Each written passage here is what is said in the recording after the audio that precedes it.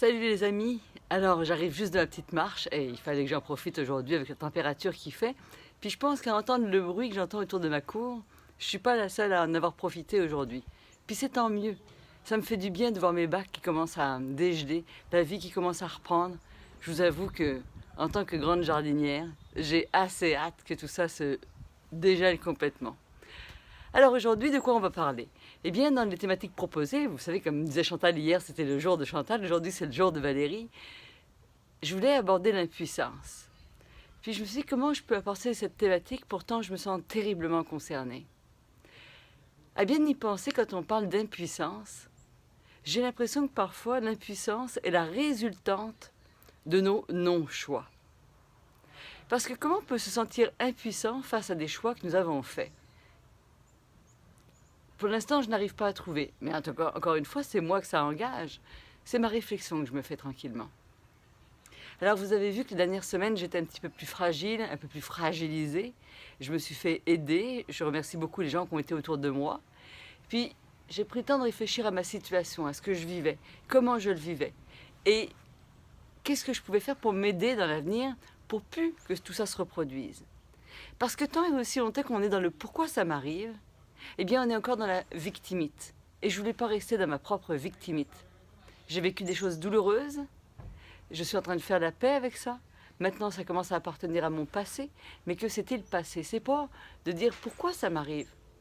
Mais comment je peux faire pour que dans l'avenir, ceci ne se reproduise pas?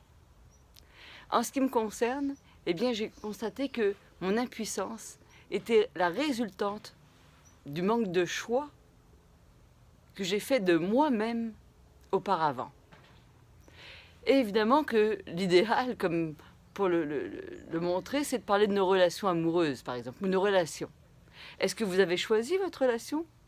Ou est-ce que vous vivez une relation que l'autre a choisie comme il le souhaitait ou elle le souhaitait? C'est plus de ça que j'ai envie de parler aujourd'hui, parce que c'est mon constat, mes méditations et la résultante de ce que je fais comme travail sur moi. Alors, c'est sûr, comme dit Chantal, ça fait du bien d'aller dans la nature.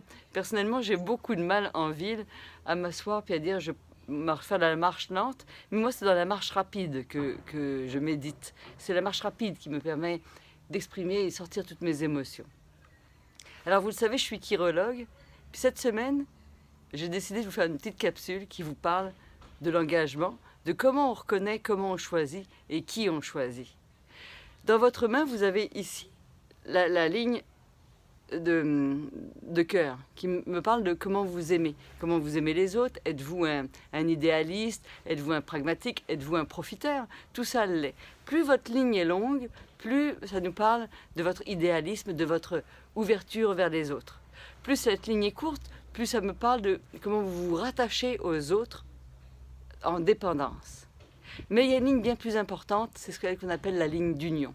La ligne d'union, c'est cette petite ligne qu'on voit ici, qui est entre la ligne de cœur et la base de votre petit doigt, qui est Mercure en passant.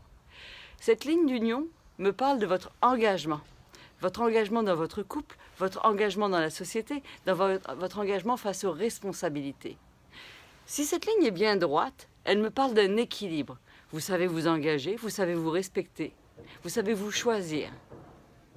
Si votre ligne va plutôt vers le bas, vous voyez, comme un petit rond vers le bas, comme ça un arrondi, eh bien, ça me parle de votre difficulté à vous laisser aller dans une relation et à choisir de rentrer dans le contrôle plutôt que dans le lâcher-prise. À l'inverse, en passant, quand c'est du contrôle comme ça, c'est qu'on a des blessures qui ne sont pas réglées. Dans ce cas-là, ben c'est ça, il faut voir du monde. À l'inverse, si ma ligne part vers le haut, ça me montre mon désir de m'engager, mais ma difficulté à réellement être engagée. C'est-à-dire que là, je ne suis plus dans le contrôle. Je me désiste de cet engagement. Je le fais, mais je ne le fais pas. Voilà, c'est un petit peu ça, si je résume. Donc, en même temps, il y a d'autres choses. C'est si vous avez une ligne droite, avec une toute petite ligne qui veut se dessiner en dessous comme collée, eh bien, c'est là que ça peut vous parler de les non-choix que vous faites. Vous aimeriez vous engager. Vous aimeriez beaucoup être en relation. Mais comme vous ne choisissez pas votre relation, eh bien, vous la subissez et vous vivez automatiquement un certain mécontentement. De la même façon, si vous avez une ligne avec une ligne vers le bas, c'est que vous voulez vous engager, mais vous ne pouvez pas lâcher le contrôle. Et encore une fois, si vous avez une ligne droite, une ligne vers le bas, et par la même occasion une ligne vers le haut, eh bien là, ça montre quelque chose de très important. C'est que vous souhaitez intimement vous engager. Mais en aucun cas, vous avez fait la paix avec ce que vous viviez auparavant. Donc vous choisissez simplement le contrôle de l'ensemble de vos relations pour vous permettre de vous engager sans réellement vous engager. Complexe l'idée, mais intéressante. Dans tous ces cas-là, vous pouvez me consulter et on va regarder ce qu'on peut faire pour avancer ensemble. Ou vous pouvez consulter quelqu'un, mais sachez que si vous avez ce type de ligne-là, vous n'êtes pas prêt à être en relation. Si vous n'avez pas une ligne bien droite, il va falloir que vous rechoisissiez, que vous repreniez le temps de vous observer, de regarder votre propre engagement dans la vie en termes généraux, pour faire des choix qui soient conséquents, des choix qui soient matures, des choix qui soient doux pour vous-même, qui ne vous blessent pas et qui ne blessent pas les autres, tout simplement. Donc si vous vous sentez actuellement impuissant dans les énergies que nous vivons, sachez que ce mois de mars brasse beaucoup les relations affectives et les relations interpersonnelles. Actuellement, Vénus vient de passer en Poisson, donc son signe d'exaltation. Donc ça vous permet aussi de faire la paix, de transcender vos blessures en un amour pour vous qui soit bien plus haut, qui soit bien plus près de votre âme. Alors je vous souhaite que vos choix soient ceux de votre âme et non pas ceux de votre ego ou de votre paraître. Et si vous êtes blessé comme je l'ai été, et je l'ai été effectivement, faites-vous aider, n'hésitez pas à consulter, n'hésitez pas à vous faire accompagner dans votre cheminement. Je vous souhaite une très belle semaine. Je me livre à vous avec mon authenticité comme d'habitude et à très bientôt. N'hésitez surtout pas à me faire vos commentaires, ça me fait toujours du bien. N'hésitez pas non plus à prendre contact avec moi pour savoir comment je pourrais travailler avec vous et ce que je pourrais vous apporter.